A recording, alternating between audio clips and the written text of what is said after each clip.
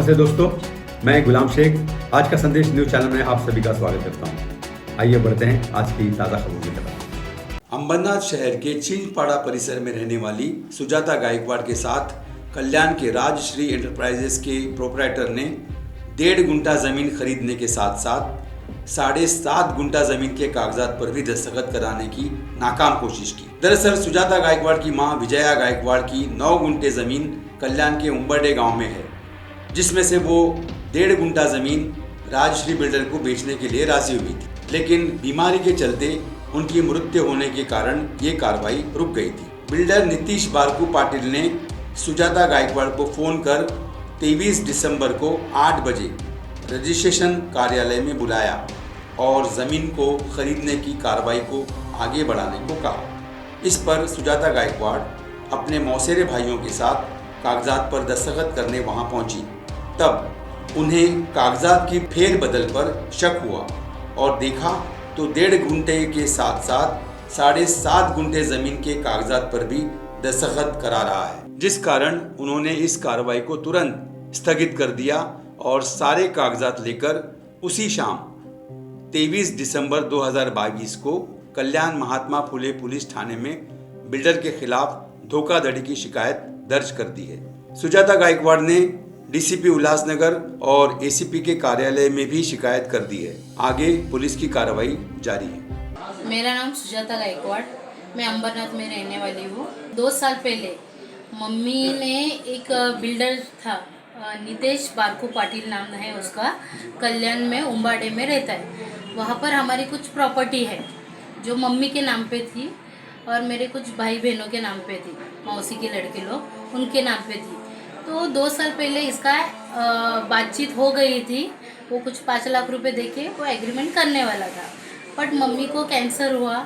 उस वजह से मम्मी 21 को मम्मी एक्सपायर हो गई। तो उसने हमको कॉल करके बुलाया कि जल्दी आइए और ये एग्रीमेंट कंप्लीट कीजिए।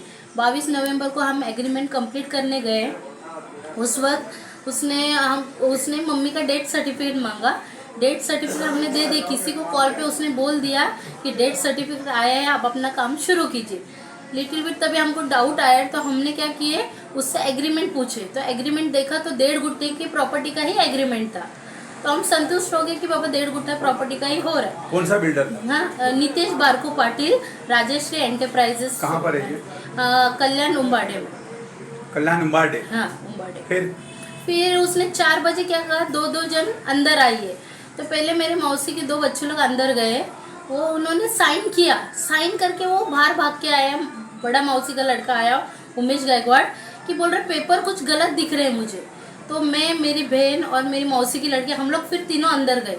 देख रहे थे तो 1.5 गुंठे पेपर के साथ 7.5 गुंठे के पेपर पे भी वो सिग्नेचर ले रहा था। तो वो 7.5 गुंठे के पेपर आप साथ लेके गए थे? नहीं, उसने ही बना के रखे थे। हमको तो इस बारे में कुछ जानकारी भी नहीं थी। अच्छा, कि 7.5 पेपर उसी ने बनाए थे? उसी ने बना के रखे हुए थे। एक दिन पहले मेरी बात भी हुई थी। आपको बिना बताए? हमको सिर्फ 1.5 गुंठे का ही पता था, बाकी कुछ पता ही नहीं था।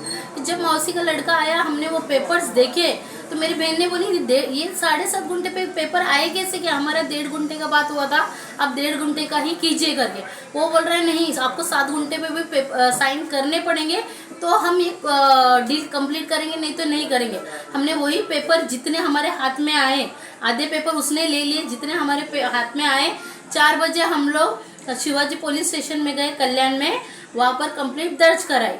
उसके बाद मुझे कुछ एक्शन होते हुए नहीं दिखा, इसलिए मैंने एसीपी डीसीपी सर को लेटर लिखे, एकनाथ शिंदे सर को लेटर लिखे कि इस पे एक्शन होनी चाहिए। तो वहाँ से लेटर आने के बाद एसीपी सर ने यहाँ पर उस पर एट्रोसिटी 511 और 420 का कलम लगाया हुआ है।